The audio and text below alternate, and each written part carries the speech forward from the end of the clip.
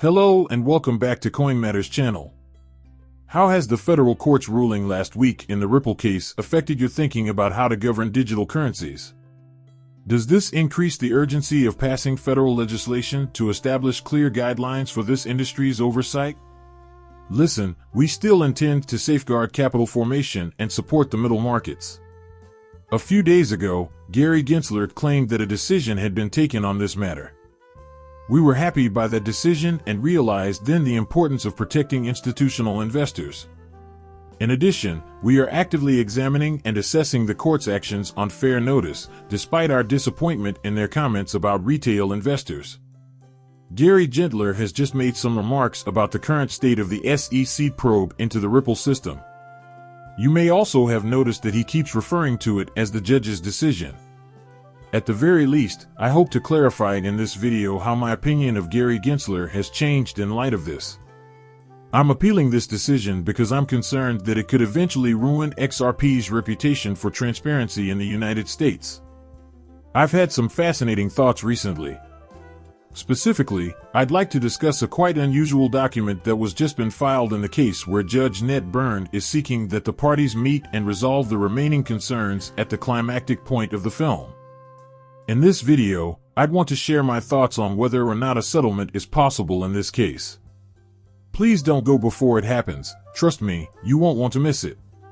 Everyone knows that Gensler is unhappy with the outcome of the Ripple SEC case. Very often he stutters. The quantity of UAMS he uses is indicative of this. He's looking for benefits to justify this decision, but he's coming up empty.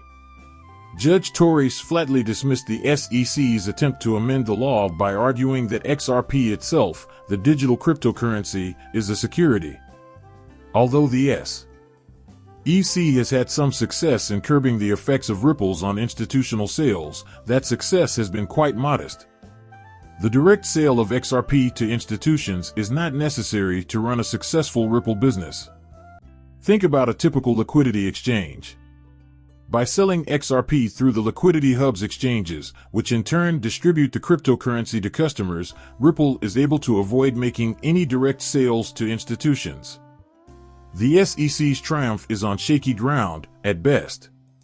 If Ripple ever needed to register XRP for use in institutional transactions, it would be a minor administrative detail. The claim that XRP itself is the security is obviously not being made. As discussed in our community, Ripple is only notifying the SEC that it has transferred the aforementioned quantity of XRP to Bank of America. Therefore, the SEC did not come out on top here. Recently, they bought a small fraction of the transactions that Ripple is currently obligated to record, but that it might be able to skip in the future. In this clip, Gensler expresses his displeasure that the court did not address the issue of secondary transactions or his failure to acquire any sort of control over the secondary market. Evidence that XRP is not a security under current law is Judge Torres' ruling. But that's exactly what's bothering him the most. Gensler's biggest concern is that he can't currently go to the Second Circuit Court of Appeals and argue that the law is unjust. This investment is in XRP. Since Howey was developed, there had been no point of view presented. Gensler will have to focus on other Ripple transactions other than the asset itself if he wants to take this to the Second Circuit Court of Appeals, as the possession has never been a security. And that's why I think this is a much larger win than most people give it credit for. Although she was not obligated to, Judge Torres made it clear that the SEC had acted illegally. She made a special effort to prove to the SEC that you are not using your usual writing style. While the method of transaction recording may be challenged, XRP itself will never function as a security. It was the dreaded Black Swan incident. Our biggest fear was that Judge Torres would rubber stamp the SEC's arguments. You can thank the SEC for that. New legislation is in the works. The non-occurrence of XRP is the security. That is the largest problem facing the SEC in the near future.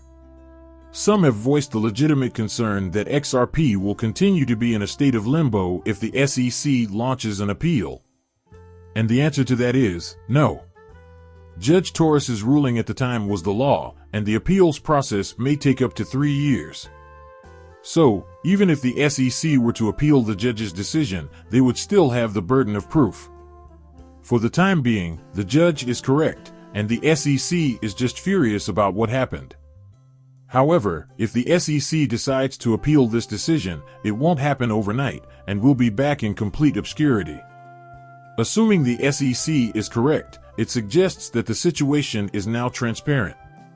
And as I indicated, the most important thing to realize is that the SEC's determination that XRP is a security is extremely unlikely to be reversed.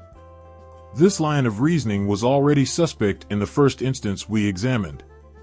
However, they were successful only because they tried to cover it up with other arguments. However, Judge Torres highlighted this issue and reprimanded the SEC for it, as we saw in the case. The SEC will not publicly indicate in an appeal that it considers XRP to be the security because it is obvious from any reading of the Howey test that that conclusion is erroneous on its face. Since the SEC would essentially be trying to convert more transactions from Ripple to XRP, there isn't much to argue. And whether or not they will make money in the long run is a huge unknown. How much time and money the SEC is willing to waste on a lawsuit they can't win is a real factor. However, I believe the SEC's chances of success on the exchange front are far higher.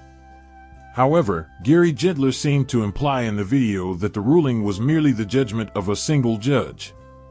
Because of this, it's feasible that the SEC will try to appeal this decision just to be spiteful.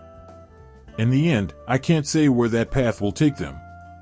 Now, I think the SEC would do better to settle the dispute and reap the rewards of doing so. We noticed that Judge Torrey handed Judge Ned Burns' document asking a settlement conference and 3 possible dates to the parties earlier today. It's important to keep in mind that the parties can negotiate a settlement without scheduling 3 separate meetings. They're free to participate, or not, as they see fit. One thing is certain, though, each side has reasons to settle this disagreement. It's obvious that Ripple wants this to end.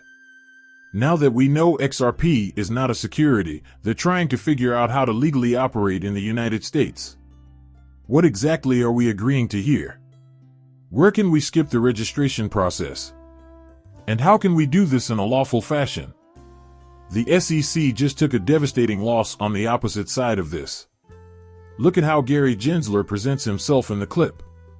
He has lost all self-assurance. He used to just come straight out and say that everything here was a security. He can no longer make that argument because of Judge Torres' harsh censure of the SEC. In this case, the SEC absolutely must come out on top. They want a minor win, but bigger and better things are on the horizon. More XRP registered with Ripple is a win for them as a result of this settlement. And as I've just said, that doesn't make XRP a Ripple security. That is the most important idea to grasp. However, the SEC's involvement in these deals is not mandatory, and Ripple may still register XRP for sales in other contexts. In my opinion, this is the SEC's best chance at prevailing in court. When the SEC initially claimed, "Oh, we are delighted with the judgment of the judge in this case," almost the whole Bitcoin community laughed in their faces. They all denied it. The SEC may be able to openly declare, "Hey, we won on this front, and this front," if they are successful in negotiating a settlement that is in their favor. To be completely forthright, we disregarded the possibility that XRP would be classified as a security. We were merely taking advantage of the situation. Really. All we wanted to do was monitor sales with Ripple.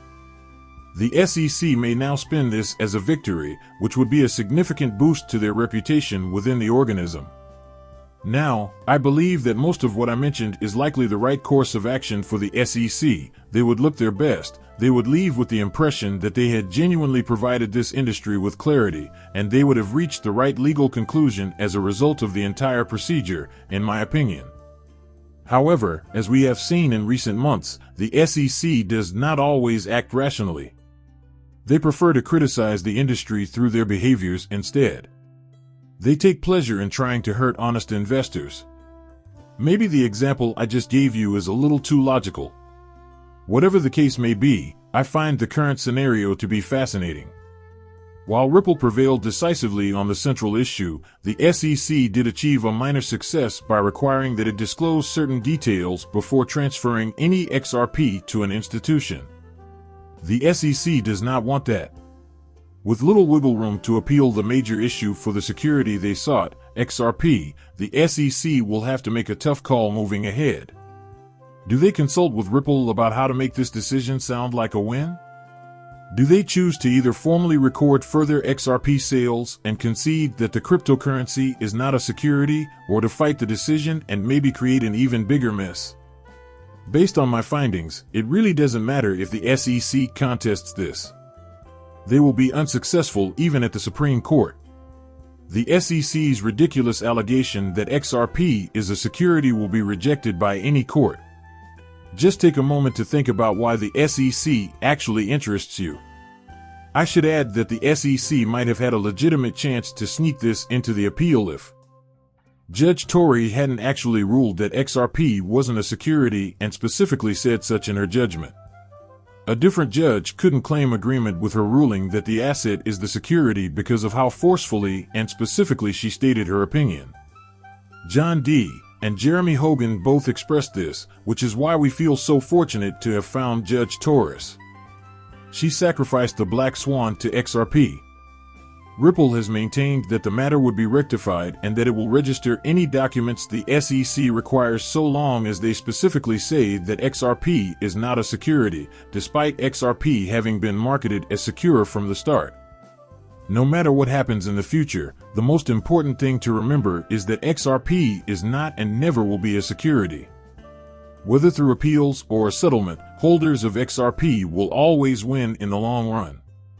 We may have to endure more BS before the SEC sees the light and figures out how to let this sector prosper. We're all lucky we got Judge Torres, since she eliminated the black swan, which was the deciding factor. She didn't have to help out with that. She took further precautions to thwart the SEC's attempts to spread this ludicrous claim. The SEC didn't even ask her to decide anything at this point.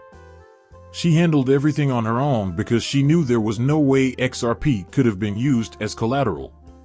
Ripple and the SEC may have different opinions on which sales reports to file. That discussion, though, can wait for now. At least for the moment. They can hold a meeting to debate it, or they can break off onto a separate circuit. We won't be making new rules just so the SEC may regulate a certain industry. I'm posting this update for your enjoyment, folks. If you did, please leave a like and subscribe. See you later, bye.